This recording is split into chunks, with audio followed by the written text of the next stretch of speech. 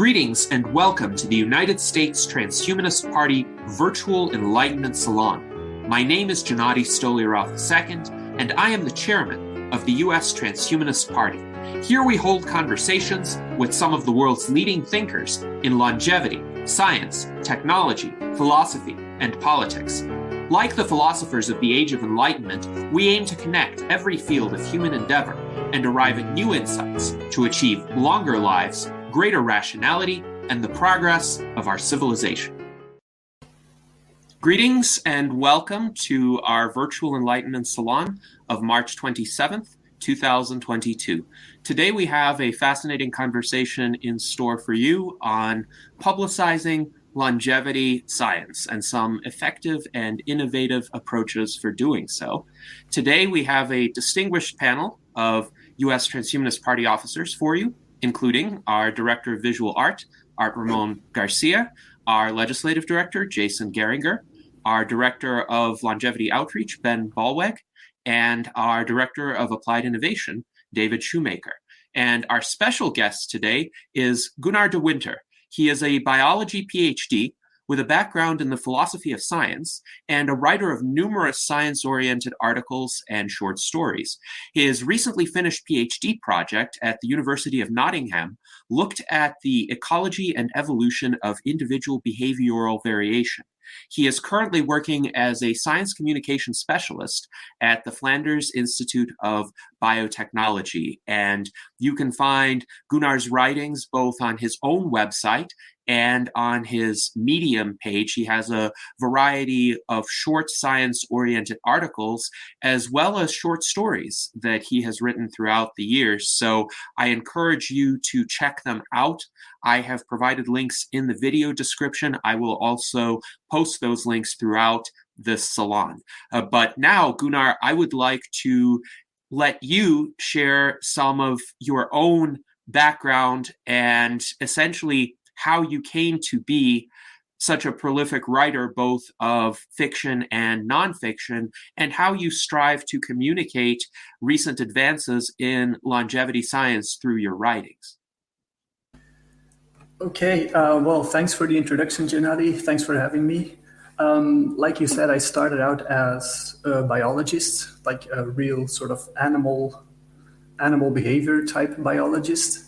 But I quickly found I was most interested in sort of the big ideas, right? So not being stuck in the lab or not doing fieldwork, but really like big overarching ideas, which then led me to philosophy. And there I stumbled across aging, basically sort of the whole idea of aging. What is it really, and why does it seem to be something we so naturally accept, right? We all know that aging is this very complex thing that eventually in old age leads to a decline in function and often to a decrease in the quality of life. I mean, on average, right? There are always exceptions.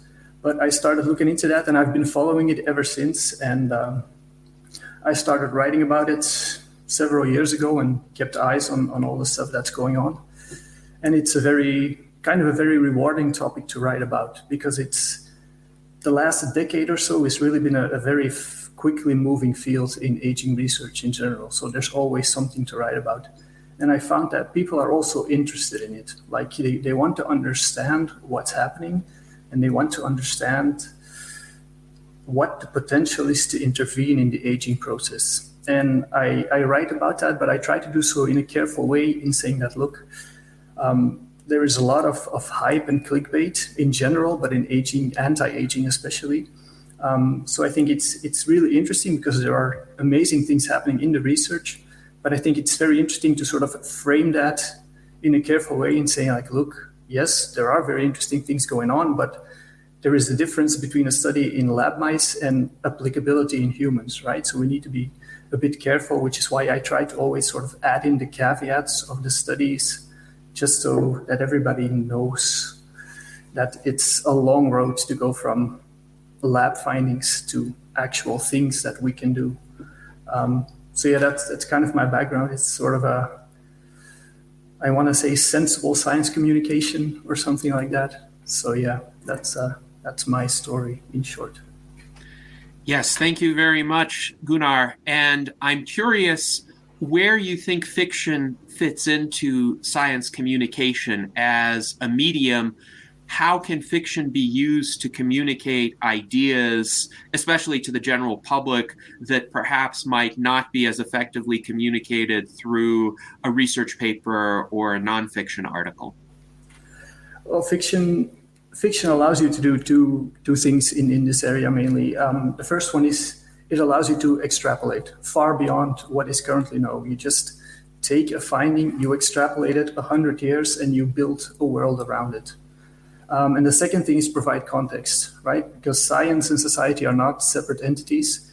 And if you take a discovery and you extrapolate it and then plunk it into a society and really work out all the other things that go on in that society in reaction to certain advances, it's something you can't really test. So you have to sort of make up an imaginary setting to do so. And for me personally, fiction is a really great way to do that, because I enjoyed writing, I enjoyed thinking about stuff, and I just find fiction a very interesting way for myself to sort of develop those ideas and really, see where they might lead potentially.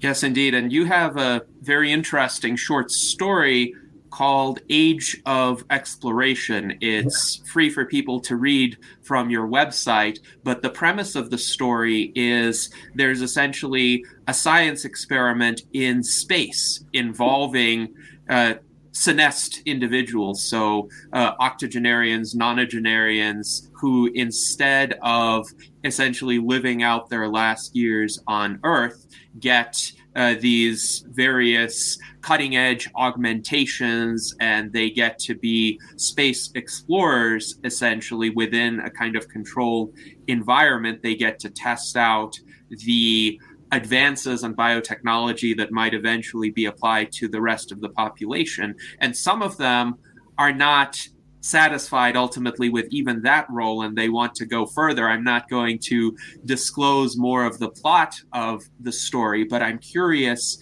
when do you think it would be possible in our timeline to have that kind of experiment be conducted? Because, of course, it would require certain advances in space travel, space tourism at the very least, as well as advances in biotechnology and artificial augmentations. Wow, that's such a difficult question. Those are the kind of things that always seem to be a decade away, right? It's I think the space idea is probably closer than actual real anti-aging interventions, right? Because we sort of have a foundation of space travel, right? It's limited, of course, but we have that foundation. And for really saying that we have, let's say, genetic interventions or epigenetic interventions or whatever it is to really give people an extra few healthy decades, that, in my opinion, seems to be further away. I would say that's several decades away. Then again, a breakthrough might happen tomorrow that really speeds everything up. So, yeah, that's just my opinion at this moment, which can change any day. And that's interesting because there are various timeframes that have been proposed within the biogerontology community. Quite famously, Dr. Aubrey de Grey, who has been making forecasts of this sort for some time, has stated that there is about a 50% probability that within 15 years, there will be reached a state of longevity escape velocity where we increase our life expectancy by more than 1 year with every year that passes.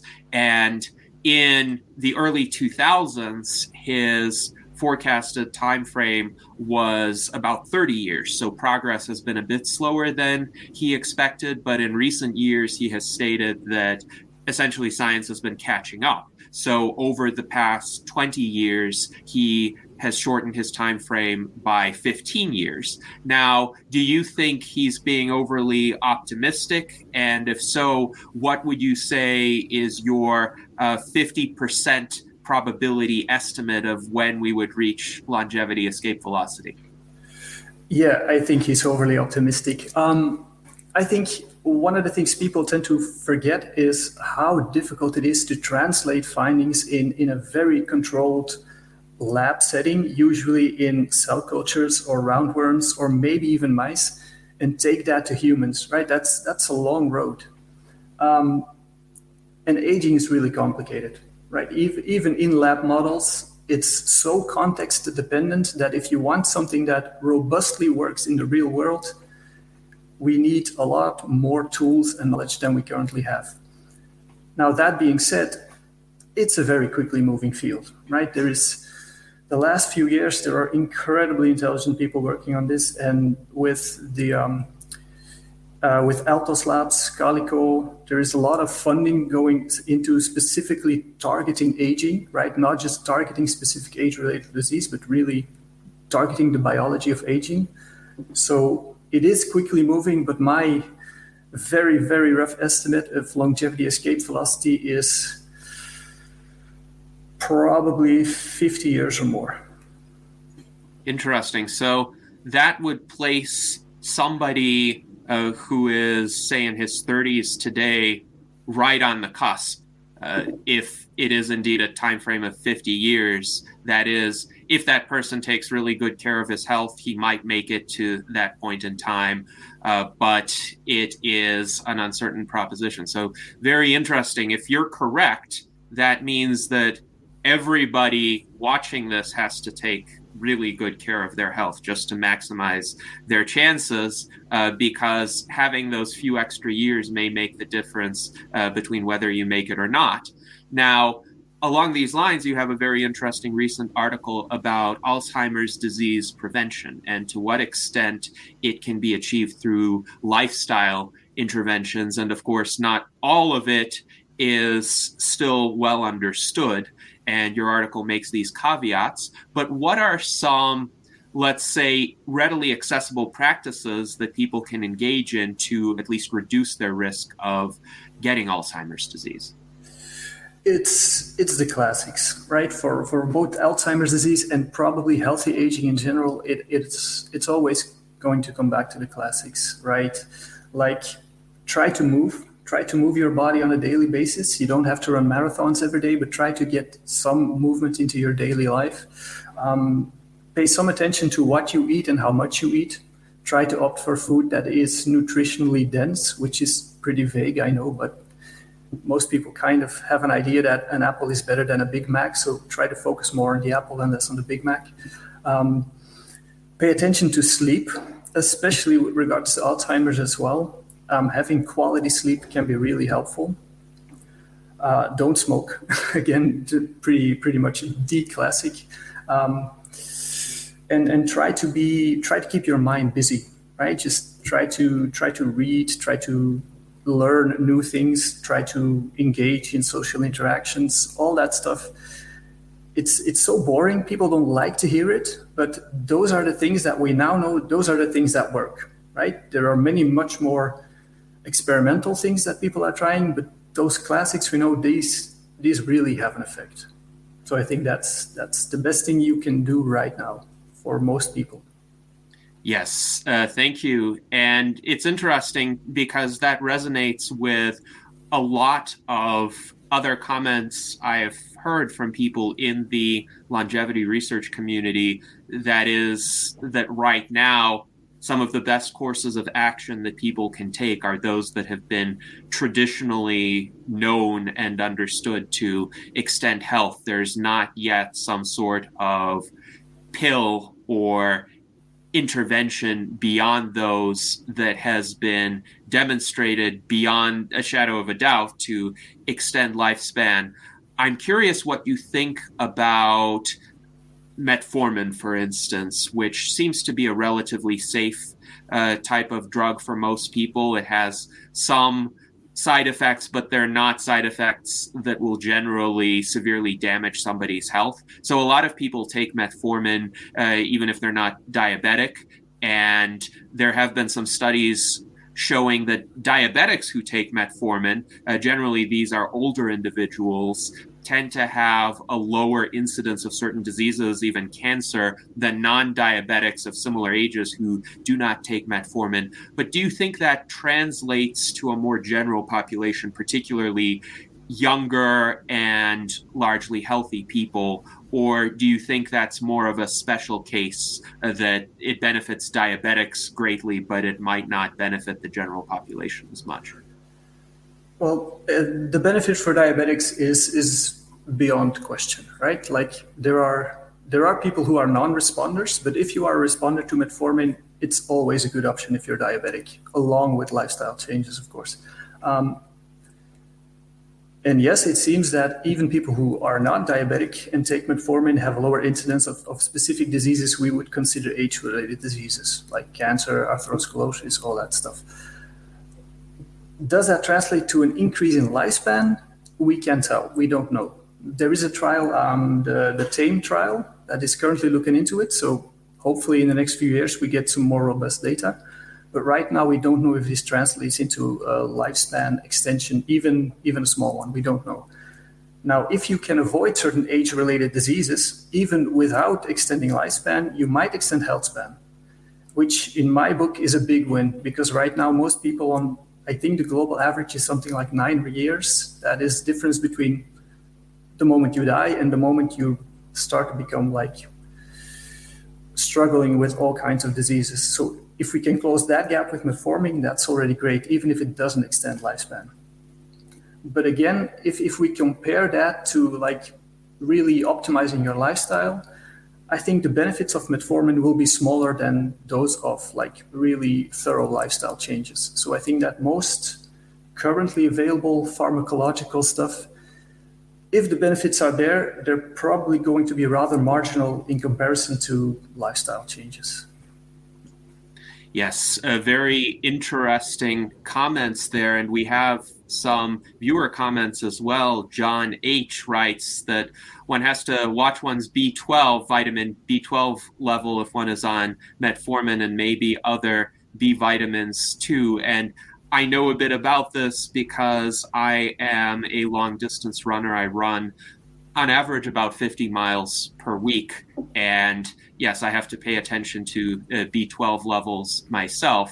Mike Lazine writes that he thinks Gunnar is right on point with longevity, escape velocity, and time travel. So Mike, space travel, my apologies. Mike agrees with you on the time frames for those respective advances. Now, time travel, I suppose, may be an interesting subject to discuss as well, since you're a fiction writer also. Do you think there's any conceptual application to that idea that could be used to illustrate real science as well?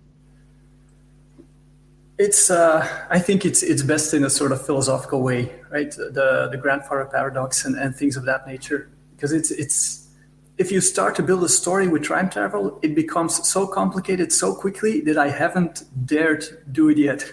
It's I think it's a great way to illustrate sort of the physics behind time and how time is this really strange thing actually. But I haven't really, I'm not confident enough in my knowledge of physics to really truly write a story about that yet. I actually do have a story about time travel that I wrote back in 2019. It was for an actuarial science fiction contest. So it's an actuarial time travel story called The Whales Technique.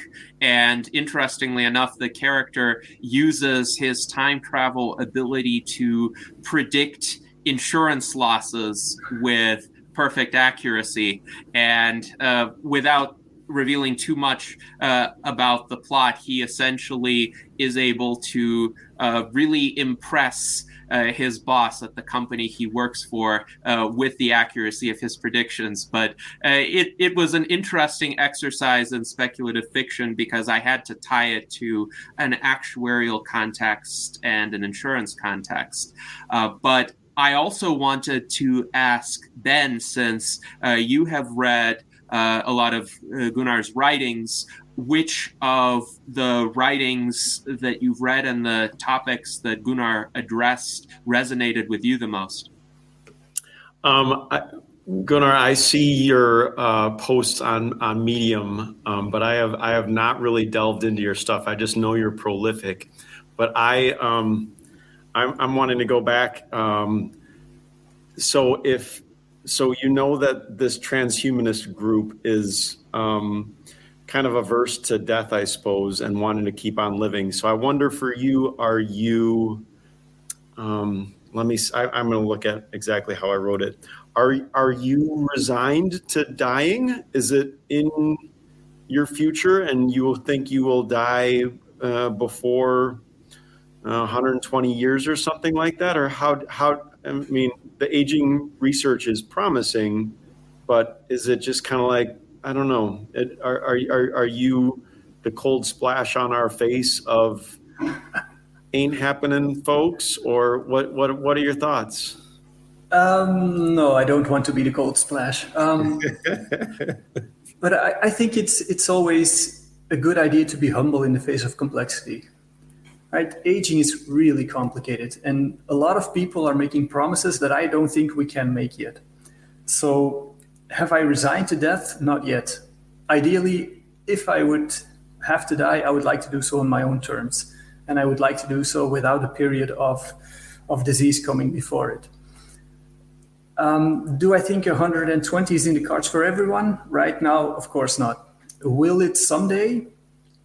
I think theoretically we can extend human lifespan. Yeah, I think it's theoretically possible. Practically, there are big hurdles, and distribution, availability, all that will become a big problem, right? Let's just purely as a thought experiment, let's say we can do it, right? There is a way to extend human lifespan to 200 years in perfect health. It's probably going to be very, very wealthy people who get access to it first. Right, and that's going to be a problem. How will we make sure that everybody has access to this? How will we reimagine society with all these really rich immortals running around, basically? So I think it's the application, the real application for most people is probably further away than some of the promises we hear. And I think it's also something we should start thinking about. How do we make this available in a just way, right? So no cold splash, but just kind of a warning that it's really complicated, basically. If I could follow up real quickly, I've been emailing with a friend of mine that's not in this realm at all, just a friend from high school, and we were kind of like, hey, what you been up to? And I was trying to tell her, like, this is what I'm kind of working on. And I was putting about, we want to prevent ailment before, like, ailment sets upon us, and then we have to treat the ailment. So going at it preventively, or at least she responded back to me that way. And I was like, yeah, that might be the right way to be tackling this. But it'd then be like, all right, we're totally overhauling the medical system to be focusing on that side of things rather than fixing disease once disease or disease pathology sets in. And yeah, it's going to be a heavy lift. And I mean, there's organizations, I wish I knew, like, solid organizations that are really making progress on this already. But yeah, it's a monstrous undertaking to change the paradigm. So, well, thanks for your thoughts so far. Yeah, you're welcome. Yes, indeed. Now we have some additional viewer comments. John H. says, hey, he cold splashed me. Now I've got to make it to 118. So I suppose that's some motivation there. And hopefully that would be a possibility. We have right now the longest living individual, of course, was Jean Calment with a record of 122 years. Nobody else has lived past 120 years that has been verified. Of course, there have been claims of extraordinary longevity, but right now, the third oldest verified individual is alive, Kane Tanaka. Kane Tanaka I think is about to surpass the second place record holder as well. So this is a very interesting trend, because if you look at the list of longest living supercentenarians, most of them are either alive now or they've died within the past decade. So, Gunnar, do you think there is a kind of gradual upward creep of maximum lifespans as well, where Jean Calment might have been an anomaly, but we're getting the oldest people living to 118, 119 now? I don't really think there is a lot of upward creep. The reason we're seeing more people get really old is just because there are a lot more people, right? Because I recently read something about Pliny the Elder, right? The Roman historian. And he wrote a book, Natural History. And in one of his chapters, he goes on about the length of life, or the greatest length of life, or something like that. And he already writes about people that grow to be 105 or 115 years old. Now, even if we grant an accuracy error of a few years, right? Let's say 110, 115, that's already probably top 50 or something like that. And that was around 2,000 years ago. So I don't think there's a lot of upward creep yet. I think we will see more supercentenarians because of better healthcare. I also think that we're going to see more people getting really close to 120. Again, better healthcare, more people, probably, hopefully, somewhat better environmental exposure to pollutants and stuff like that. But I think it seems to be the case that purely from a currently biological standpoint, it always seems to drop off at around 120, 130. So I think to get past that, we need something really disruptive, right? Like some really new type of intervention. Yes, this is quite interesting. So I've shared a link here to the list of verified oldest people on Wikipedia. And right now, Kane Tanaka is 119 years and 84 days. And the fourth oldest person ever is also still alive, Lucille Randon from France. She is 118 years and 44 days. I believe she's also a COVID survivor. And then the second oldest person ever was Sarah Knoss from the United States. And she died in 1999 when she was 119 years and 97 days. So as of the date of this recording, if Kane Tanaka lives for another 14 days, she will be the second oldest person ever. So that's quite fascinating. But you think essentially these maximum lifespans are approaching a kind of upper asymptote, and we're seeing more people approach it just because there are more people in the world and more records are reliably being kept now as opposed to in prior eras. So what do you think is the cause or causes of this current upper limit with the current state of medical advances? Because it does seem that these supercentenarians escape the common causes of death, like cancer, heart disease, diabetes, etc. And they seem to have very good brain function up until their last days. I have read about the condition called senile systemic amyloidosis, which is the development of amyloid plaques throughout the body. Is that primarily what kills them, or is there something else? Is there a combination of factors that leads these people to die after they've escaped all of the common causes of death?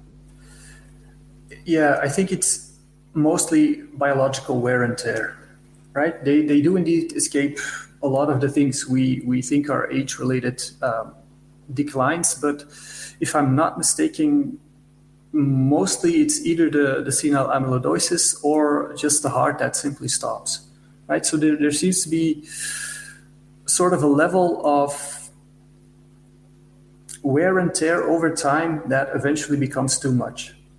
And it's probably and it's more complicated. There is DNA damage that's there as well, and there's just at some point the body becomes no longer able to keep up with clearance of unwanted molecules and of just becomes basically too tired. I know that's a very unscientific way of saying it, but I think it's basically sort of a level of biological wear and tear, just a consequence of living on our biology that eventually reaches a tipping point, which seems to be, well, for now, it's probably around 120. So I think that's one of the big things that longevity science needs to address is basically sort of maintenance mechanisms to make sure that our body keeps functioning, because there seems to be a decline in the biological capability to keep everything functioning. And it's interesting how aligned your comments are with the SENS approach, Strategies for Engineered Negligible Senescence, which essentially posits the need for periodic maintenance and repair rather than fundamentally altering the human metabolism or just treating the symptoms as they arise. The SENS approach essentially identifies 7 types of damage at the cellular level, and there are other taxonomies that would split them into 9 or 10 types, but it's essentially the same set of phenomena, and then the SENS approach proposes to repair each of those types of damage. And where do you think the most promising advances in that regard are going to come from, and which do you think will arrive sooner than which others? The major advances will, I think, have to be at a genetic level. We will have to, because if you go down to sort of symptoms of aging or of age-related diseases, you go down to the molecules, eventually you end up at a genetic level. And we know that, for example, centenarians have a much higher proportion of specific, very rare gene variants. So there is definitely something at that genetic level that really can have a big impact. And I think that if we manage to control the DNA damage that just accrues over time, over cell divisions, over environmental exposure, and so on, that's already a big first step. Basically, keep your DNA clean, and you'll probably live longer and live healthier. And the advances I see right now, I think epigenetics in that regard is very promising, in that you can sort of purposefully start tweaking gene activity and the effect that has on all the involved pathways. So I think it's going to be a combination of making genetic changes and then using epigenetics to regulate those changes over time so that you can basically keep the good things going and add some damage control on top of that, better maintenance mechanisms for, cellular waste clearance, and all those things. So I think we need to sort of really look at it on a molecular level to make larger advances. Yes, indeed. And thank you very much for laying out that possible path at the genetic level. Mike Lazine writes, and this is with regard to an earlier comment that you made, I am with Gunnar in making LEV, longevity escape velocity, available to all. That is how I am with any transhumanist tech. It needs to be available to all who want it, rich and poor. And certainly within the Transhumanist Party, we support that eventual goal. We recognize, though, that it will be a stepwise path. As with any technology, it starts out being experimental and expensive and also error prone. So the argument that I have made is that it's true that the initial consumers of this technology will be among the wealthier individuals, but they're also the experimental test subjects who may experience some of the more adverse side effects, and they're doing us a favor in effect by generating this data, human data, at the early stages of availability of this technology. And hopefully with something like life extension and health extension, these will be so dramatically in demand that there will be an entire industry that would seek to broaden access and democratize this technology, because then more companies would get more customers. So there would be a set of self-reinforcing incentives to make this technology more broadly available, as has happened with computers, the internet, cell phones, and before that with electricity, automobiles, refrigerators. All of those technologies were once the preserve of the wealthy, but the time frame for making them available to the general population has accelerated with the later technologies relative to the earlier technologies. So do you also have a similarly optimistic view of how the technology will spread and become available to the general population once the theoretical ability to effectively intervene in the aging process is able to be translated into even one patient? What do you perceive to be the time frame? Would it be closer to 5 years or closer to 50 years? Okay, I'm going to be the cold water splash again a little bit. I think there are risks with making with having an initial group develop and use this technology, right? Because first of all, maybe the people who have first access don't want others to have access. Now, again, they don't control it. It's probably the companies that develop it that will control it. But then you run the risk that these companies, they will have a profit motive, right? So they might want to call people back for a yearly top of their longevity course or whatever it is. So I think it's going to be tricky to really democratize this technology, right? So I think that is something that needs to be sort of thought of in the start. Right? I don't know, with contracts or patents or make it patent free or stuff like that. Because it's, again, I'm not a business expert, so I don't know all the fine things of how that might work, but I think it should be, there should be something like an open source availability or something like that, right?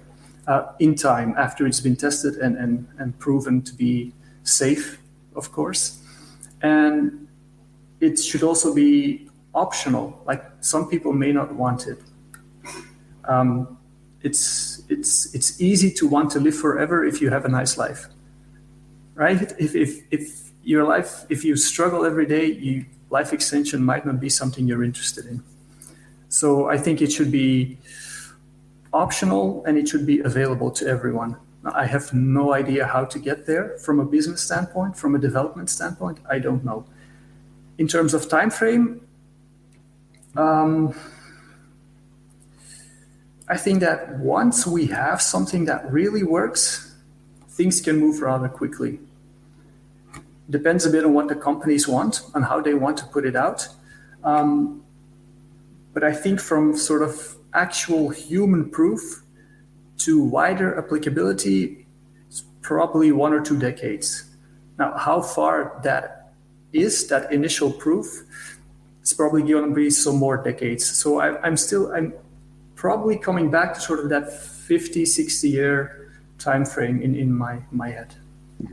So the 50, 60 year time frame is not entirely about when the technologies would be available for some people to extend their lives, but when they would be available for the general population, for, let's say, people of ordinary means. Would that be a correct understanding? It depends on what the technology is, on how expensive it is, right? I think it's going to start off expensive, but I have no idea how quickly the price may fall down. It depends on what it is and how easy it is to implement on a large scale.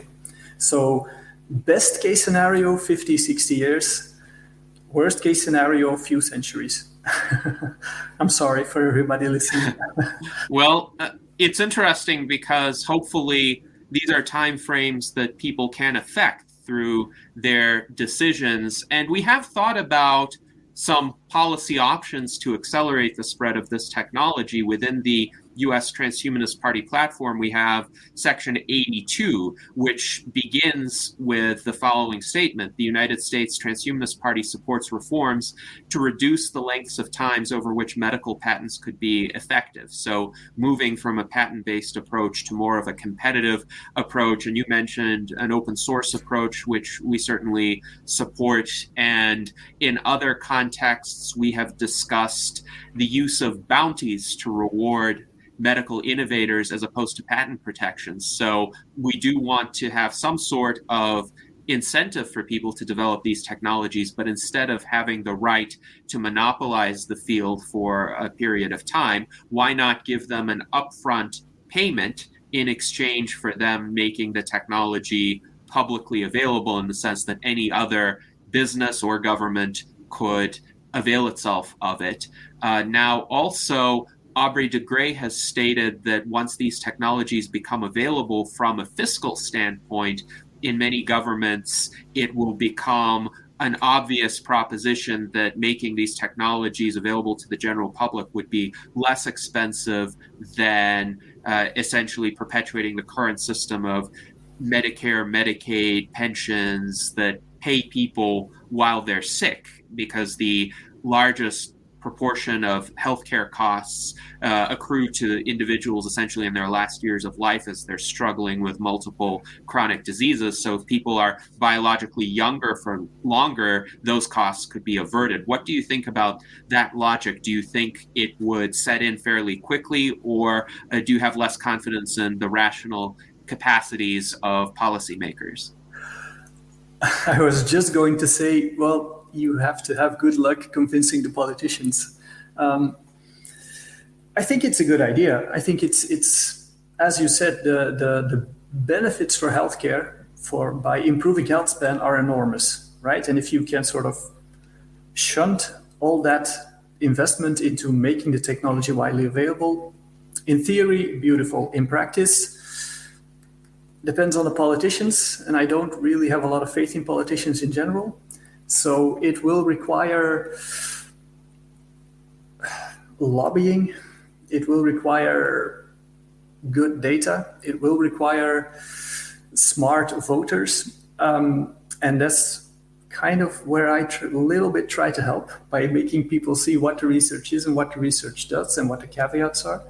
So I kind of hope that people don't get taken in by false promises, by clickbait, but really are able to see potential where it is and vote accordingly, I would say. Yes, so an informed citizenry with scientific knowledge could more effectively advocate for realistic policies that could make actual longevity enhancing technologies more likely to arrive quickly and more likely to become available to all. Very interesting. Now, Ben, you have some thoughts on this, so please feel free to share. I think for going back to wanting to make money from their inventions, these companies, I feel like a level that they often try to reach is getting their therapy to be covered by Medicare. And then they're like, holy cow, we got all sorts of money now for this invention of ours. And hopefully, while they have quite a bit of patent life left on their product, maybe in countries that have a more socialized medicine kind of way, that would be a way to get life extension medicine for all kind of thing. And yeah, it might take a lot. It might take more work in the U.S. to get that kind of thing to happen. Just like basic, even non patented stuff. Like I was looking up Fisetin this morning, and I think I found like $11 for a month long, not prescription, but I was like, that's not too bad. I mean, I'm trying to think of like other stuff that the U.S. system already covers, be it vaccinations.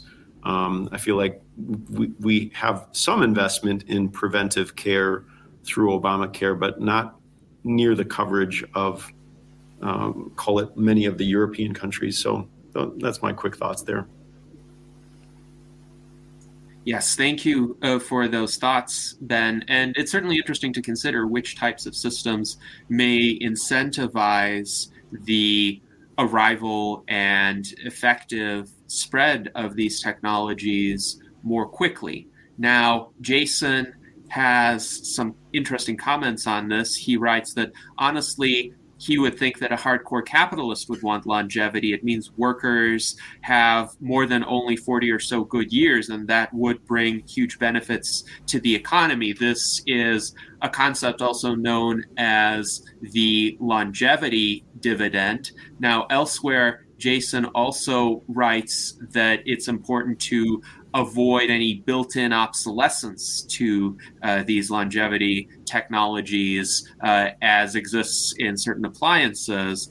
Now, Jason, I'm wondering if you would like to elaborate on that. In particular, do you think it would be easy to build in some sort of obsolescence type of feature into these treatments, or do we not know enough about human biology to tinker with it in that sophisticated a manner? That is, if we have a treatment that works in extending longevity, it would seem intuitively to be harder to kind of cut it off at a certain predetermined point so that the customer has to come back for more. Rather, if we figure out something that works, that's in and of itself quite an achievement, right?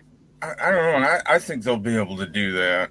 It seems to me that if they can figure out how to extend it indefinitely, they could figure out a way to cut it off. And if they can, and it means more money, they probably will. So that's kind of one of the things I'm worried about, that they will make a longevity that works for a year, just like Gunnar was saying. And then, you got to come back every year, because that's a big problem with our healthcare system. We got, there's no money in a cure. Sometimes there's more money in, keeping the person on medication and, keep them coming back for treatments. So, yeah, that's something I'm kind of worried about. I don't know how we would stop that, but another thing I was wondering about, Gunnar, is aging the same in the body as it is in the brain? I mean, like, for instance, if you was like in some sort of machine that kept your body alive and you were in like virtual reality or something, and would your brain be able to live longer than your body, or is it just this 120 years no matter what going to be it? Yeah, like brain and body are really, really connected. So they if you take away, let's say if you take out your brain and put it in a robot body or a tank or whatever, your brain will still age, right? And it will build up damage over time. And even in your brain, mutations will happen, DNA damage will happen. So you will need to do something about that as well, even if it's just a brain in a robot body, right? Yeah, I figured he seems like the guy to give you the straight, straight answer. So I figured I'd ask. So, Gunnar, what do you think about, from just a technical perspective, the feasibility of building in planned obsolescence in a longevity-enhancing therapy? Or would it just be that the therapy would be likely of limited duration and you have to come back periodically, because if you repaired certain damage but the metabolism keeps functioning the way it normally does, the damage will just build up again, and in 10 years, 20 years, you have to go back for another treatment? Yeah, I think certainly sort of like the first generations of treatments, if they ever come, they will be on a recurrent basis, right? Because they probably will involve some type of damage removal, some type of maintenance, some type of sort of senescent cell clearance, stem cell top-ups. And those things wane over time, whatever you do. So to move beyond that, I don't really see how to do that purely biologically, right? So unless you start going way farther out and build in, I don't know, programmable nanobots that scour your body for damage and fix it as they go, and they replenish themselves over time and stuff like that, then it's probably, well, maybe a top up every century or so. But the first longevity treatments will be on a recurrent basis. I'm fairly confident in stating that, and I try to be very careful always. So it's So no matter what, at first it's going to have built-in obsolescence because we have built-in obsolescence. Yeah. Yeah. Yes, that makes sense. And indeed, a lot of the other advocates of longevity escape velocity have stated much the same thing, that essentially people will have to go in for periodic maintenance treatments. But the advantage of that is each treatment, if you survive that long, will be improved as compared to the last, because you will have had an additional 5, 10, 20 years of scientific advancement to benefit from. So you could clear more damage or repair damage more effectively, have fewer side effects, et cetera, as long as you remain alive between your first treatment and your subsequent treatment.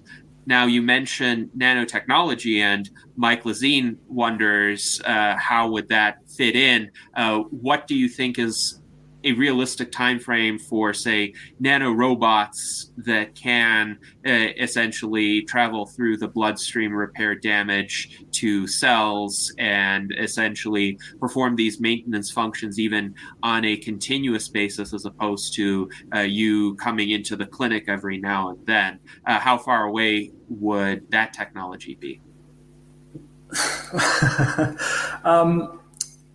The nanotech itself, probably also 50, 60 years. However, knowing exactly what it needs to do is probably further out. So I would say at least a century, probably more. Again, a bit of cold water in everybody's faces maybe, but that's at least a century, I think. But I could be completely wrong as well, So that is the kind of advanced maintenance nanotechnology that I think a lot of people have in mind when they speak about nanotech. Of course, there is simpler nanotech available even today in the form of nanoparticles that could be used, for instance, to deliver chemotherapy in targeted doses. There have already been human trials with those kinds of technologies. How much of an impact on lifespan or the delay of the aging process could that kind of nanotechnology make? I think that could be useful in terms of delivery mechanism, right? So if we have gene editors or specific genetic things we want to try, we need to be very specific with the targeting, right? We need to put them in the right cells, in the right tissue at the right time. And I think that in that case, those kind of sort of nanoparticles, nano delivery vehicles can probably be already useful. Again, it's the difficulty is knowing exactly what to do, in which tissue to do it, and how often or when to do it. Because aging is not something we're going to fix by doing one simple thing, by flicking one switch. We're going to have to flick 100 switches at different times in different cells, in different tissues. Right? So it's basically what we're doing right now. I mean, I say we, but what scientists in the longevity field are doing right now is they're basically making the map of what we should do to make an intervention possible. Right? And without having that map, it's very difficult to say which technology will be the most useful to achieve this. So I think the nanoparticles definitely have potential as delivery vehicle, but what they deliver and where they deliver it is something we're basically still figuring out. Yes, thank you for that response. And David Shoemaker wonders, can longevity, escape velocity be kept a secret, and he refers to Calico as an example. Calico is a fairly secretive company in the sense that we don't know what goes on there on an everyday basis.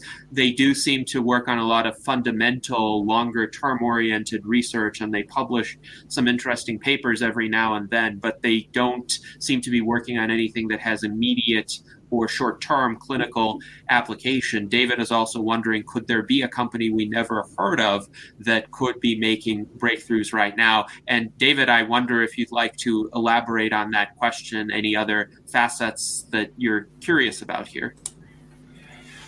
Yeah, I think you summed it up pretty well, Gennady. The example I was thinking of is like military technology.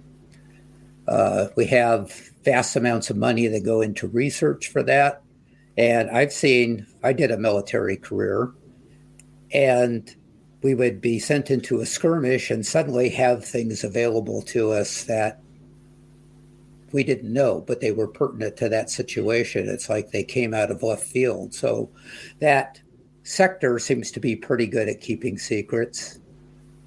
Maybe this longevity community, especially as we're talking about worrisome billionaires keeping this, or if we want a more benign reason to keep it secret, would be don't start a mass panic that only a few test volunteers can have it.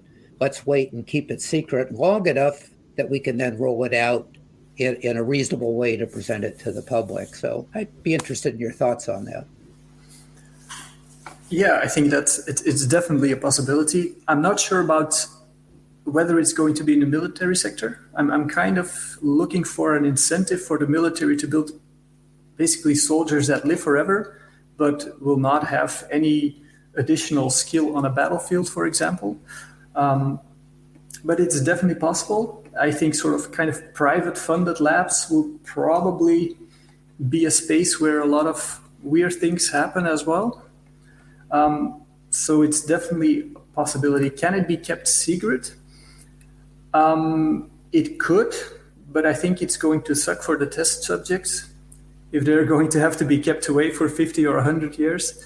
But it's definitely one of those things that if you figure it out, if you are the first to figure it out, that's massive, right? So I can definitely see people working on this in secret. Again, I don't know any secret labs or anything like that, but it's one of those things that, yeah. Sorry. To the comment on the test subjects, and this leads into something else that I wanted to ask about too. But to the comment on the test subjects, there was a show on television. Actually, it came from movies called Highlander, and there was somebody who mysteriously lived forever, and he would keep reinventing his life in different ways. So what would that look like in a modern context of a program like this? Maybe more like a government witness program or something along that line. So I can see that there actually could be possibilities for that. And would I be willing to reinvent myself every 50 years or so if I was in a program like that? Well, I think I would say yes, and I think a lot of other people would say yes. So anyway, that's one comment on that. But I brought up sci-fi, and so while I got the spotlight, let me ask you about that. We talked about that early on, and I like to read sci-fi, and I have my favorite genres of sci-fi. And I like your explanation of take something projected in the future and build context and a story around it. But what my question is here is I wonder sometimes if that doesn't hurt us trying to communicate things that are really happening. I'll have discussions with people that won't pay attention because it's been explored in sci-fi and that's the only context they can see. So interested in your thoughts on that as well. No, that's a risk, right? If you want to discuss something that has previously been brought up in sci-fi, some people might dismiss it out of hand, right? That's definitely an issue. But it's the reverse is also true. Some people are inspired by sci-fi. So I think it's impossible to tell how people will react to sci-fi stories, right? It depends so much on the person itself, themselves, that it's really hard to say. But I think it's definitely true that you run a risk of preempting people's expectations, right? You set certain expectations with sci-fi, and then you come along with the real deal, which is probably going to be a little less showy, and that can impact how people see things. It's definitely a risk, but I think it's worth emphasizing in that case that science fiction is still fiction, right? It can be inspirational, but it pays to take the technology, the focus of the story, and take that focal point out of the story and contrast that with real life. What's really there? What do we have in reality that's close to this? And why does this matter? Why does this matter now? What effect can this have for us now in our society?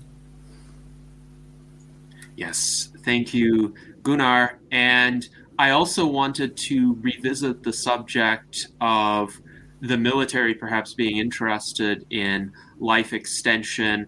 I know there are proposals right now for the U.S. government to establish an agency along the lines of DARPA, the Defense Advanced Research Projects Agency, except it would be called ARPA-H, so the Advanced Research Projects Agency for Health. And I know, Art Ramon, you had taken an interest in essentially enhanced soldiers, and you've looked into some of those technological possibilities. So perhaps you might want to say a few words about what you think some of the applications could be of life-extending technologies in a military context. Yeah, I know I've read those similar articles that the military is interested in doing life extension. And to me, the application would be, say, for people in Space Force who eventually are doing deep space missions, out in the vastness of space. Time is sort of meaningless. So you could extend their lives and they could do deep exploration, and that would be beneficial rather than relying on, say, generational ships. So yeah, I could definitely see the military doing it. If they had the technology before, they might have done it with the Nazi scientist who got recruited by Operation Paperclip. So I could definitely see the government doing this. But I do have another question. Are you familiar with how the delivery of gene therapy is done to the body? I know I've seen videos of Liz Parrish where she's doing her therapy, and it seemed to be only in the skin cells throughout her body. But how would a gene therapy get into all tissue of the body?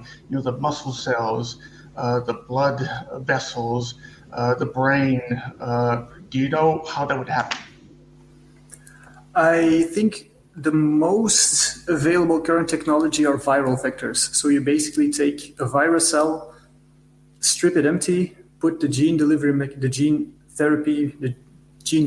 into it, and then you prime that cell to target specific receptors in specific cells. So for example, muscle cells express certain proteins on their surface. And if you can design the viral vector in such a way that they target those specific muscle-specific proteins, then you could get gene delivery into, say, the muscle cells. I think that's currently the most used, most developed technology. But these viral vectors don't replicate on their own. You have to just, okay. All right, thank you. Yes, and as I understand it, this can be a fairly expensive delivery mechanism for gene therapies. I know my friend Dr. Bill Andrews had worked on developing an experimental protocol for a gene therapy that would target Alzheimer's disease as a first step toward a gene therapy to reverse aging. But the issue he ran into was that even creating a dose of that gene therapy would cost in excess of $1 million. So he would have to have a really wealthy client in order to make that kind of experiment even attempted in the first place. And he was telling me essentially he really hopes that eventually through mass production and mass commercialization, the cost would come down. He would be happy to see that. But right now, the production of these viral vectors can be quite expensive. So what in particular makes it so expensive? I think it's because the production isn't that easy. And at the moment, the efficiency of the delivery is also not that high. So it takes a lot of handwork, basically. And I think that's what makes it expensive, right? You cannot yet do it at massive scale, which would drastically reduce the cost. I think it's probably a consequence of technology that still needs to mature a bit in order to be safely applied at a larger scale. Yes, so the preponderance of manual effort can make a particular approach quite expensive, and that makes sense. Now we have a question from Daniel Twett, who wonders, could Gunnar estimate the ratio of open source longevity technology to closed source technology available now, percentage-wise? And I would frame that question as what proportion of the technologies that are out there today, either in the clinic or in experimental stages, could potentially be deployed by more than one competitor as opposed to being monopolized by some company with a patent? That's a difficult question. Let's see. Right now, the technology that is widely available, will be pharmaceutical. Think metformin, rapamycin, things of that nature, right? It's not exactly open source, but it's quite widely available. The real sort of more gene and epigenetic-based technologies are academic at this point. I know there are a couple of spin-offs working on that. There are a couple of commercial companies working on that. As far as I know, it's not available to the public yet. So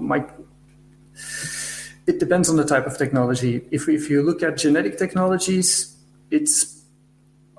I wouldn't think that there is anything available open source yet. And even if it would be only possible to be used by high-end research labs. The pharmaceutical interventions, metformin, rapamycin, and all those things, they're not open source, but they are much more easily available. And I know that sort of in biohacker space, people are trying to put together their own sort of longevity stacks and things of that nature. So that would be true open source. But again, you would have to source it via pharmacy or doctor prescription or something like that. And I would caution everybody trying to do that. Right? Don't start mixing your own medicine, please. Yes, there's a lot that an ordinary layperson does not know in terms of unexpected interactions or side effects or just the proper process to do that. So I myself am very cautious about any sort of experimentation in this regard. I know there are people within the biohacker community who take more risks, and I believe in the choice of the individual to do that, but I also believe in the importance of educating oneself and relying on as rigorous a set of scientific processes as possible, which often an individual cannot, without the training or equipment, achieve on his or her own. Now, you mentioned previously the need for a roadmap toward effective rejuvenation treatments and combinations of treatments. And some commentators have mentioned the SENS approach as being such a roadmap. Lifespan.io has also provided this rejuvenation roadmap on its website, and it's quite interesting and helpful because it looks at each of the types of aging-related damage and possible approaches toward remedying it, both pharmaceutical and gene therapy-based approaches and other approaches as well, and how far along they are. Are they in preclinical trials? Are they in clinical trials? If they are in clinical trials, what phase of trials are they in? And are any of the treatments released to the general public yet? So I'm curious, have you encountered the Lifespan.io rejuvenation roadmap before, and what are your thoughts about it? Yeah, it's probably one of the maps I like most because, as you say, it gives a very good overview of where things stand. And that sort of makes you realize that a lot of very important things are still in the very early stages. I also think that it shows you just how complex things are, how many moving pieces there are. So yeah, I really like the lifespan map, and I think it's also an incentive for more research, because right now, if we have to do all these things one by one, then you're gonna need a combination therapy with about 60 different drugs or interventions. So it's a good map to start from, but I think to really have something that stops or mitigates all the process of aging, we need interventions that can really act on a fundamental level, which I think that the map really shows. Right now, it's all very sort of different roads right now, but I think we need to look for places where all those different roads intersect. Yes, thank you. And I'm glad to hear from you that you consider the rejuvenation roadmap to be valuable in terms of getting an understanding, objectively speaking, of where the field is at right now and what remains to be achieved. I agree with you. It's extremely important to have a map of any territory that one plans to explore or develop, and this map definitely gives an understanding of how far we have left to go and what has been achieved and how much remains to be achieved. So hopefully Lifespan.io will keep working on this map and enhancing it further and updating it as progress continues to be made. Now, there has been a fair amount of discussion in our viewer chat about institutional incentives for the development of these technologies. And our friend Sergei Gubkin writes that essentially in Russia and in China, there are a lot of scientists who are interested in longevity enhancing treatments, but of course the political situation there is not always conducive to that. If they can be essentially imported into the United States or into Western countries, they might trigger waves of advancement similar to how after World War II, German scientists, for instance, helped with the aerospace program in the United States. But Sergei also writes that bureaucrats of science in the West will still require extraordinary evidence for ideas that can slow, stop, or reverse aging, let alone for therapies and scientists coming from countries that are repressive. So we have a fairly ossified bureaucratic apparatus in Western countries, which seems to be based more on the precautionary principle, the idea that you have to demonstrate exhaustively that there wouldn't be any unanticipated harms from a particular treatment before it's allowed to be deployed. And this has already shown to slow down a lot of medical progress in a variety of areas. So I'm curious, what are some of your ideas for overcoming this hyper cautiousness, this bureaucratic obstructionism in the name of precaution that actually ends up sacrificing the lives that are lost because treatments don't arrive to the general population in time? I think it's a difficult balancing exercise. Yeah, you require extraordinary evidence, but you're making an extraordinary claim as well. So the fact that you need evidence and safety data, I think it's pretty normal, especially for something as impactful as this. That doesn't mean that bureaucracy slows everything down all the time. That's true. Like, everybody experiences that even in daily life. So how do you fix this? I think encouraging collaboration among labs, among scientists. If you have more data, more people, you can probably pick out less obvious signals from the data, which can lead you to something you would have found otherwise only much later. Running trials in parallel is something we've seen in the vaccine development lately. It can be done safely, and it can be done quickly. So running longevity trials or stuff like the TAME trial and things like that, running different trials in parallel can speed things up. And then specifically bureaucracy-wise, I think we should encourage policymakers to really focus on the important stuff. And by that I mean, don't clobber scientists to death with administrational duties, right? Just be very clear about the data, the type of data you want and need for approval, and just state that outright, rather than having to come back, do this trial again, we have to do another trial to show safety on this thing.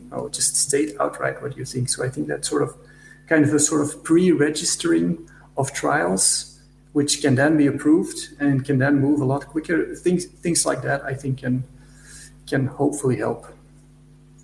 Yes, indeed. And I agree, all of these approaches can help. Now, Ben had some thoughts that he wanted to share about certain approaches that may be accessible to the general public, like fasting or caloric restriction. Ben, what did you want to say about those? I suppose it was going back to not quite like having a cure-all, but like a fundamental level. Like, it seems like lots of individual treatments are trying to mimic part of the benefits of fasting or caloric restriction in general. So when people are working on therapies, they're looking at like, how can we mimic that and not have people have to suffer through actual fasting and actual caloric restriction. So that was my one little comment on that. I'm getting antsy for another question I have for you at some point, Gunnar, when you're ready to cool it down. Right. Okay.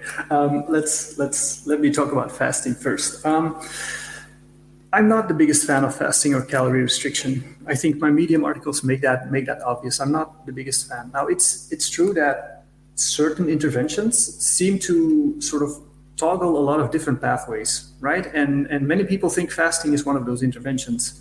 And in some strains of lab mice, yeah, absolutely. Beyond that, I'm not convinced yet. So it seems that fasting, even in lab mice, is quite context dependent, right? There are strains of lab mice that respond to fasting by dying earlier, which is not exactly what you want happening.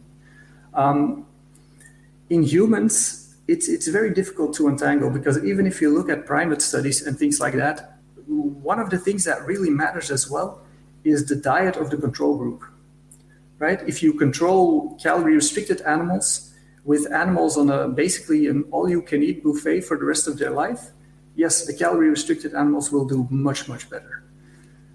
If you feed the control animals a generally healthy, not calorie-excessive diet, the difference becomes quite a bit smaller. And there are a few people who would say that in humans, it's not so much the calorie restriction that might potentially make you live longer, but it is not overeating that will not kill you earlier. Sorry, right? So it's kind of the idea is that we live in the Western world in an obesogenic environment, and just maintaining a healthy body weight and composition is already sort of a calorie restriction, right? Because we're constantly bombarded by pizza and donuts and I don't know all that stuff. So does calorie restriction help? I think what helps is maintaining a healthy body composition. Restricting calories on top of that, if it does anything, I think it's probably, again, going to be quite a marginal benefit if the rest of your lifestyle is on point. And again, depending on your genetic background, some people do it and feel great. Other people do it, and I'm one of those people. If you make me fast for 18 hours, I rip the door off my fridge and I eat everything inside, which kind of negates any benefit I might have accrued over the fasting period. So if it works for you, great, wonderful. Do you have to do it to live longer? I'm not convinced.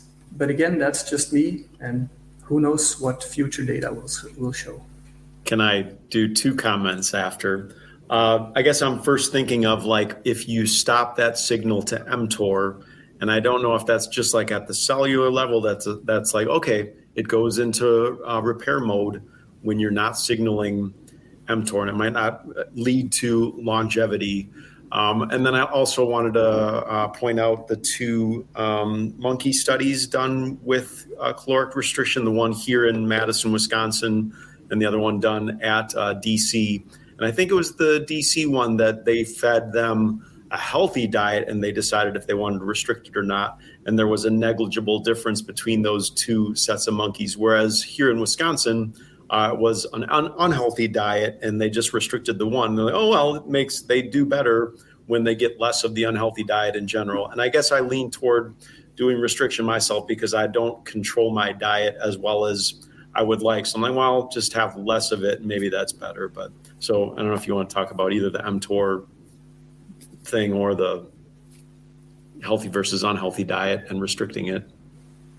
Yeah, the mTOR thing is a bit complicated because mTOR comes in basically two complexes, and it's not yet perfectly sure if you want to downregulate both of them all the time, because they do have a role in immunity as well. So that's one of the kind of iffy things about rapamycin. It downregulates all forms of mTOR. I mean, both complexes of mTOR, and it's not like I say, the data is not that impressive.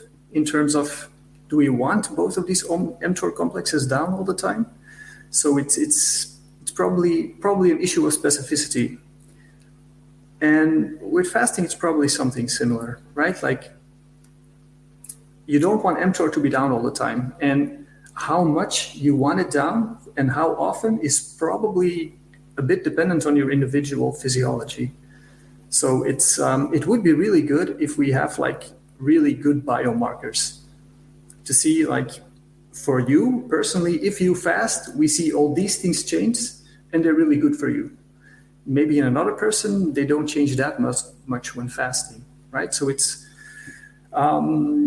probably something like an epigenetic aging clock or something. And if you could use that in individuals on a fasting regime and see if it changes beneficially or not, you might be able to pinpoint to people who might benefit more from fasting than others.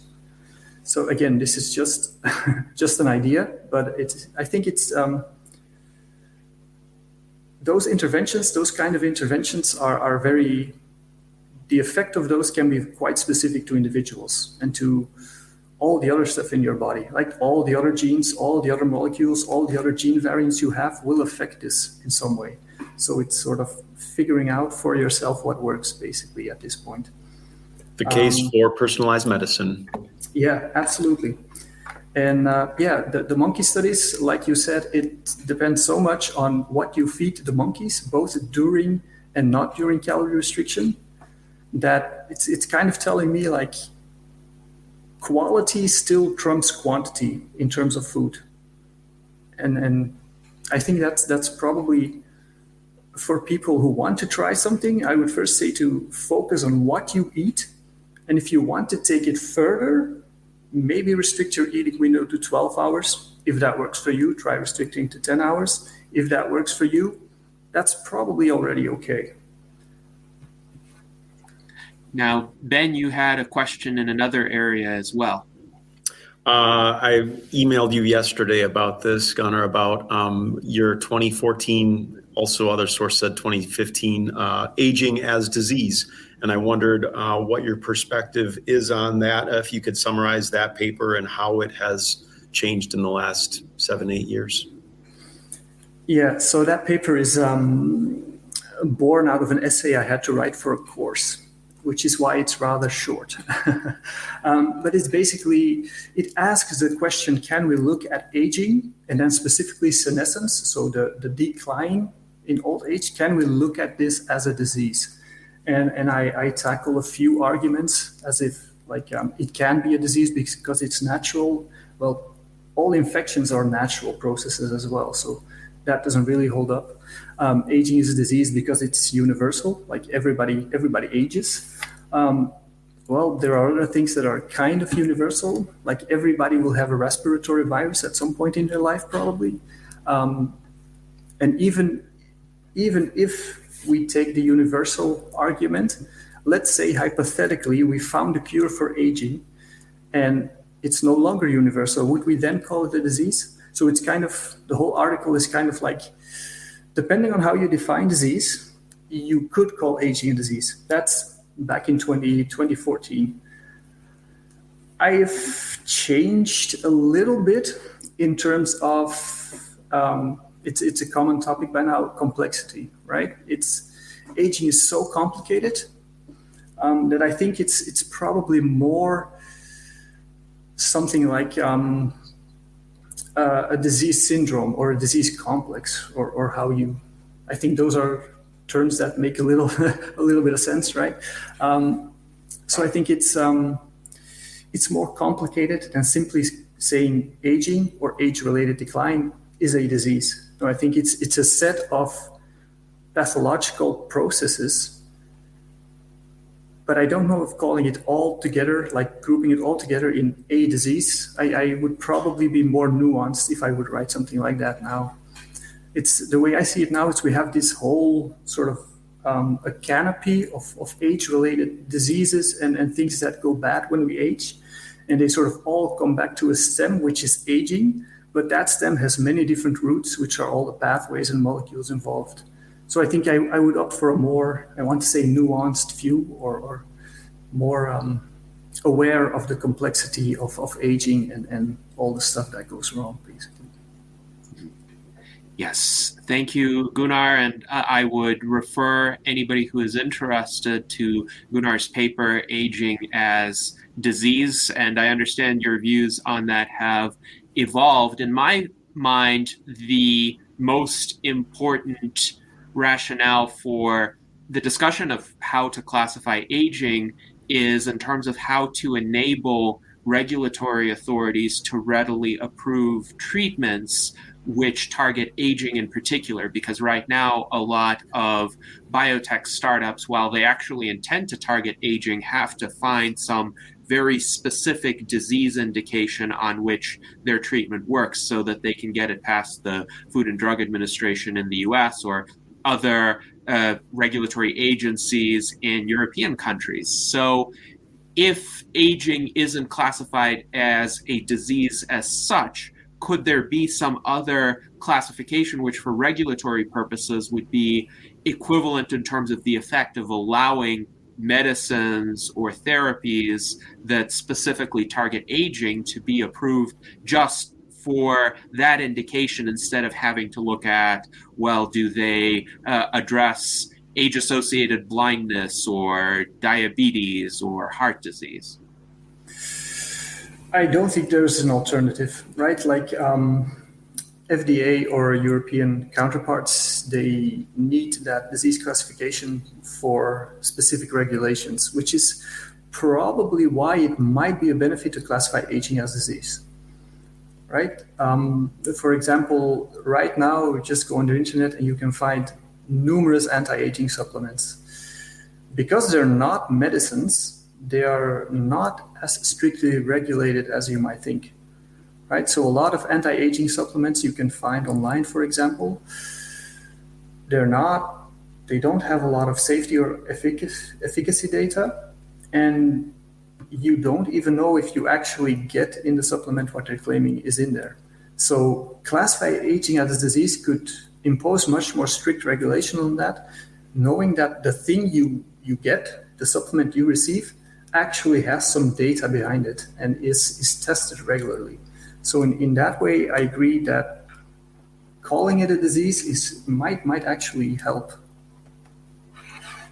Yes, thank you very much for that assessment, Gunnar. And indeed, in our Transhumanist Bill of Rights, Article 6 begins as follows: involuntary aging shall be classified as a disease. And it goes on to state all nations and their governments will actively seek to dramatically extend the lives and improve the health of their citizens by offering them scientific and medical technologies to overcome involuntary aging. That is an aspiration of ours, of course, and the classification of aging as a disease is an important step forward for the reasons that you mentioned. So I think if from a scientific standpoint, we can have an ongoing discussion about whether to classify it as a disease or a disease complex, or as Aubrey de Grey would put it, a treatable medical condition. Still, from a regulatory standpoint, we need to make it fit the classification system that regulators use to determine what are the indications for which a treatment can be approved. So this is an important component of our activism that should continue. Now, for the discussion of supplementation, which you mentioned, I know David Shoemaker had a comment in regard to food quality. He's wondering if supplementation helps in terms of perhaps supplying any nutritional deficiencies that might exist in somebody's diet. But David, feel free to elaborate on that question if you'd like. Yeah, that is essentially it. And I appreciated your comments a minute ago about supplements not being tested, regulated, and so forth. That clearly is a problem as well. So people would need to look towards trusted sources, I suppose, and determine for themselves which ones are trusted or not. I would like the idea of having better testing, but then when you start looking at what it takes to test and prove your product when it comes to drugs and the expense and the time delays, that creates problems as well. But back to the original question, some people say that our soil growing conditions are not what they have been in past societies, that the food doesn't provide all the nutrients possible. So that was really the direction of supplements. Just in your own opinion, I'm curious whether you think that's worthwhile, and I do expect a nuanced response because that's kind of mine as well. I think it is possible to get practically everything out of food. And I would say that's kind of the preferable option, because anything you get via food comes in a food matrix, as it's called, right? It's not just the one thing, it comes with a lot of other molecules that may have supportive functions we don't even know about. So if you can get everything you need out of food, that's probably the preferred option. Now, if you are deficient in something for whatever reason, supplementation will help. Absolutely, right? And if you, for example, if you are vegetarian or vegan for ethical reasons, make sure you get your B12 supplement. I would suggest taking a long-chain omega-3 supplement as well. But unless you have specific deficiencies or specific needs, I would always prefer a food source for nutrients. Even if the soil is nutritionally less rich than it once was, the loss of nutrients is not that much that I think we all need to supplement. right? I think if you have a varied diet with varied food sources, you can get everything you need, basically. Unless, again, if you have specific conditions or specific deficiencies, supplements are necessary. That's sort of my take on that. Okay, a quick follow-up question, if you don't mind. Then, what are your views on organic food versus what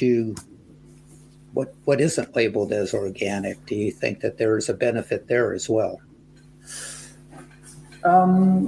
That's a good question. I don't think that organic food by its nature is more nutritious. I do think that it's probably less pesticide rich, which can also be a benefit. However, as far as I know, there is not a lot of studies that show that organic food has a distinct advantage compared to non-organic. Again, depends a bit on where you get your organic food. I mean, organic food grown in Chernobyl is probably not going to be good, right? Even if it's grown organic. So it's about provenance and quality, and whether that is organic, classified as organic or not, I think that is not the main concern. Okay, thank you. Yes, thank you, Gunnar. And now one of our viewers, Bakwan Group, wants to hear your thoughts about statements from Elon Musk that have certainly not been well received in our community, including by me. So Bakwan Group wonders, what are your thoughts on Elon Musk's recent statements on extending human life, where Elon said, I don't think we should try to have people live for a really long time. He said that it would cause asphyxiation of society because the truth is most people don't change their mind, they just die. So if they don't die, we will be stuck with old ideas and society wouldn't advance. Musk said, I think we already have quite a serious issue with gerontocracy, where the leaders of so many countries are extremely old. In the US, it's a very, very ancient leadership, and it's just impossible to stay in touch with the people if you are many generations older than they are. Of course, we in the transhumanist community recoil at those kinds of sentiments. And when Elon first made those comments, I made a Facebook post saying essentially, sorry, Elon Musk, death is no more essential to human progress than car crashes are to automotive progress. Think more rationally. And our friend John H. also writes, so Elon says, I wonder if he'll feel the same way in 10 or 20 years when his own so-called expiration date starts coming into clear view. So Gunnar, what are your thoughts on how to best respond to those statements from Elon Musk? I think John's response is great. Ask Elon when he's going to give over Tesla to his successor, basically, right? But it's a valid concern, right? If you have people in power that can stay in power indefinitely, yeah, that's not going to be beneficial for ideas of progress. But I think it's not so much the fact that people die that enables progress. It's the fact that we need to have a society that cultivates open-mindedness, right? Because it depends so much on the person, right? There are people who live for a long time and who are always learning new things, who are always open to changing their minds. So I think it's more of a way of cultivating a society of people you would want to have around forever, basically.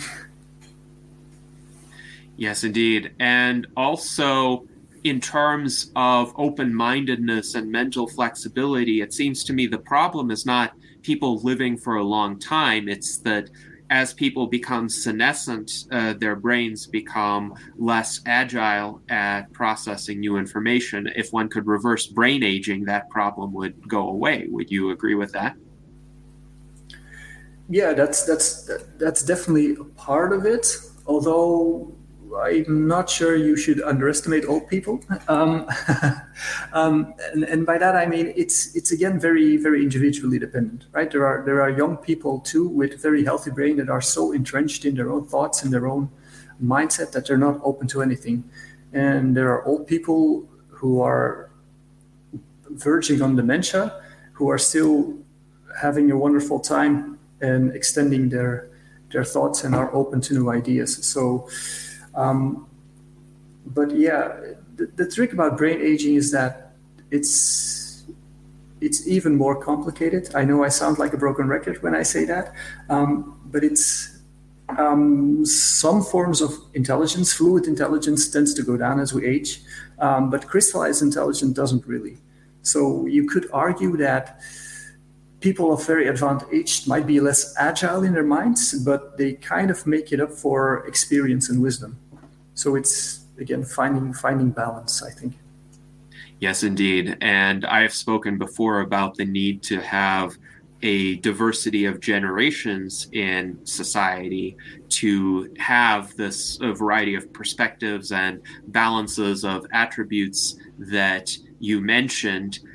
Now, we also have a great reception to your comments. John H. says, thank you, Gunnar. And he also says, with regard to my response to Elon's misguided opinion, that this was an excellent response. Bakwan Group says, well said. And Art Ramon says, Elon needs exercise. So, Art Ramon, do you think that if Elon came to enjoy the benefits of exercise, his outlook on the desirability of longer life might improve as well? Yeah, I think if he exercised more, he would know exactly how much his body has aged. Joints go out quickly when you're exercising. So I think he just doesn't realize how much his body has aged because he just doesn't exercise a whole lot, it seems. Yes, it does seem like he tends to work himself to near exhaustion often, and perhaps to the detriment of other areas of his life. So a greater focus on longevity would benefit him. Now, Ben, you had another question that you wanted to ask. So, Gunnar, in your LinkedIn, you say that evolution is the common thread to your interests. So I wondered what your take on the evolution of aging is. Right. There are several theories, right? Like going from DNA error correction mechanisms that fail to antagonistic pleiotropy, where genes that are beneficial early in life are detrimental later in life. But sort of the basic idea is that if we understand the different factors involved in the evolution of aging, it might give us something to target, right? So if you know which genes are involved and why, that tends to have an evolutionary route, right? So if we sort of can pick out those genes that are important in the evolution of aging, those are the things we should probably target to turn back the clock.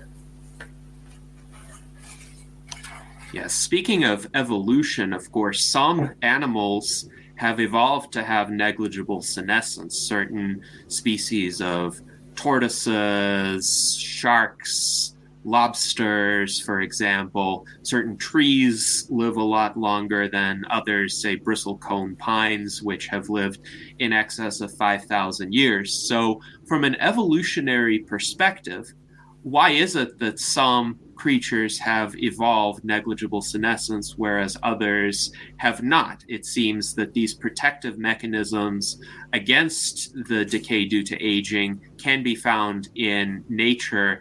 It's just essentially a matter of ill fortune for our species that while we live longer than most mammals of our size, we still senesce. But if, say, intelligent life had evolved from tortoises or dolphins or sharks that came onto land, it would be a very interesting subject for speculative fiction, but perhaps they would not senesce nearly as much. Yeah, that's a really good question. I don't really know the exact reason why some animals don't senesce as much as we would expect for their given size and metabolism, but it might likely have to do with the fact that they keep reproducing. So from an evolutionary standpoint, it's beneficial to just keep going and have more and more kids for those animals specifically. So it might be that they just have way better DNA protection mechanisms just to enable them to live longer and have more kids. Interesting.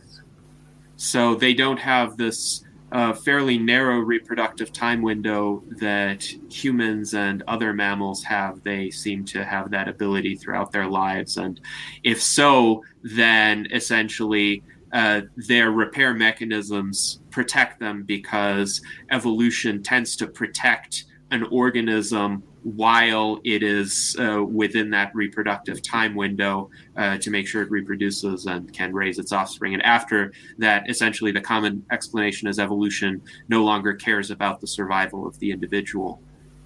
So we have an interesting question also from Daniel Twett, and he essentially wonders whether somebody who supports indefinite longevity would think about consequences for the next 7 generations. And I think the context of that question is, right now people's time horizons are constrained by their life expectancies and perhaps the life expectancies of their children and grandchildren if they think that far ahead. But if people can live indefinitely, or at least much longer than they currently do, they may be around for the next 7 or more generations. So perhaps they would have a longer term perspective with regard to some of the problems that affect the human species or the world. They might be more interested in solving those problems and making decisions that prioritize the long term over the short term. Would you agree with that assessment? Yeah, I would agree that if there is nothing if there's no death looming, then all you have is opportunity, basically. No, it's a valid worry, of course, right? Like, if people stop dying of old age, there will be a lot of people that right now pass away that will no longer pass away. So it's sort of the traditional concern of overpopulation, but also social structure, right? Like pensions, what are we going to do with pensions? How will we conceive careers? So all this talk about drastically extended longevity fits within a broader context of social change, right? Ideally, you want all people of all ages and all generations to live a fulfilling life. And it's still very much up to us to figure out a way to do that while allowing all generations, no matter how many it might become, to thrive in their chosen lives. Yes, indeed. And along these lines, Art Ramon writes that Mars calls for the long-lived. I know Elon Musk has stated before that he wants to die on Mars, but I think it's better to live on Mars. And perhaps with regard to some of the population pressures you mentioned, although there's debate about the extent to which that would occur given declining birth rates as well. But do you see a potential for a boom in space colonization as a result of indefinite life extension? Yeah, I definitely think there will be. If you've lived for 120 years and seen everything on Earth, you might want to go to Mars for a new view, right? But it's if the population keeps rising, which again remains to be seen, we will have to find space somewhere, right? And going to Mars or the Moon or whatever it may be is definitely an option. I think we're going to try it anyway. People will go to the moon, to go to Mars anyway, right? And eventually, over time, if we are successful, if stuff doesn't start blowing up in our faces, we will extend our presence on Mars and the Moon. So over time, the option might become available. And I see no reason why healthy 80-year-olds couldn't. So it's a valid option, yeah. Yes, indeed. Thank you, Gunnar, and I completely agree with you. Now, we have about 5 minutes left in our salon today. I would like to give Jason the opportunity to ask one last question, and then we can hear a brief closing statement from Gunnar. Jason, go ahead. About classifying as a disease, I'm just wondering if this is good logic. If we were to somehow be able to prove that humans used to live longer, then wouldn't that, in a sense, mean that we are sort of diseased today?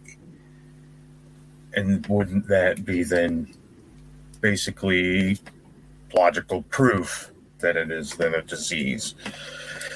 I'm just wondering what you think about that. I don't know if people ever lived longer. Well, yeah. but assuming they did, it depends on whether or not you want that as comparison. Let me make that clear. We know that women, on average, live longer than men.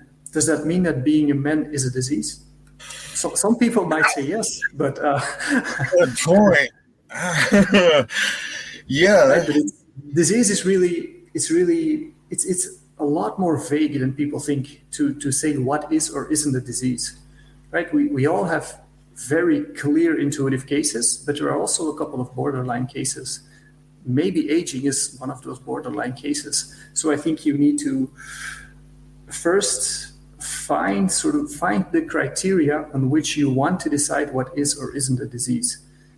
And then you can see if those apply to aging or not. Oh yeah, and the other thing I forgot about, all the issues that are going to come up for mankind, that longevity, super longevity are going to bring about, those would all make great stories, fictional stories, to bring out, it's like, what is this going to do to religion? That makes a huge story. What's it going to do to, the healthcare industry?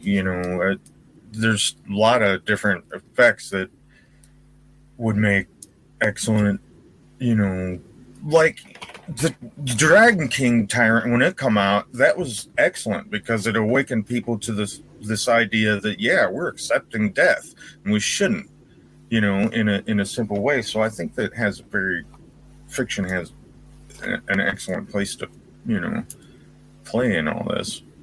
Yes, and go ahead. Jason is referring to the Fable of the Dragon Tyrant by Nick Bostrom, which is an excellent short story, an introduction for many people to the project of indefinite life extension.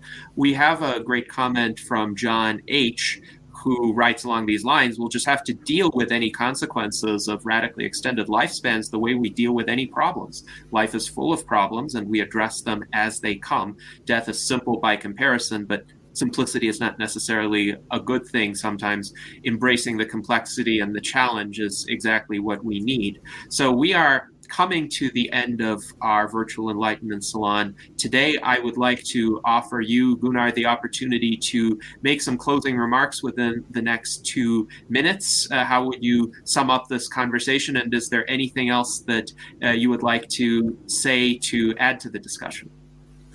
Well, first of all, thanks for having me again. I really enjoyed it. My closing remarks would be, as a summary, that aging is really complicated and there are a lot of promises being made. And while we are seeing great advances, the radical extension of human lifespan will not be for tomorrow or the next decade.